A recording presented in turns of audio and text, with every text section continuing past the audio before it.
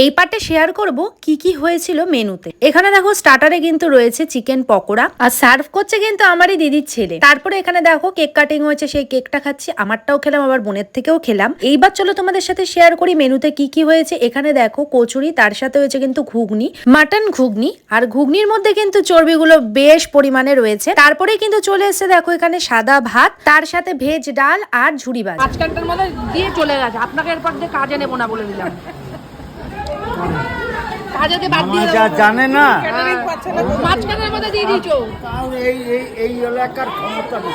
এখানে আমি আমার মামার পেছনে আবার একটু লেগে নিলাম। যাই হোক, তারপরে দেখো এখানে চলে এসেছে ইলিশ পাতুরি, আর ইলিশ পাতুরিটা কিন্তু বেশ সুন্দর হয়েছিল খেতে। আমি ভেবেছিলাম একটা নেবো, তারপরে কিন্তু নেইনি, ওই একটাই খেয়েছিলাম, কারণ এরপরে কিন্তু আসছে আমাদের মাটন। এই দেখো চলে এসছে মাটন, খেতেও কিন্তু দুর্দান্ত হয়েছিল। আর যেটা তোমাদের না বললেই না হয়, এই পুরো অ্যারেঞ্জমেন্টটাই কিন্তু আমার জামাইবাবুই করেছে। এখানে দেখো জামাইবাবু কিন্তু এখানে মাটন সার্ভ করছে। এখানে তো আমি ভুল করে পুরো ঝোলটা দিয়ে একদম কাদা কাদা করে মেখে ফেলেছি। দেখো তারপরেই কিন্তু আমাদের চলে এসছে চাটনি, পাঁপড়, মিষ্টি, লাস্টে কিন্তু ছিল আইসক্রিম। আর এইখানে দেখো আমার দিদির ছোট ছেলেও কিন্তু সার্ভ করছে। ওরা যে কি ভালোবাসে, যখনই কিছু হয় তখনই বলে আমরা ক্যাটারিং করব।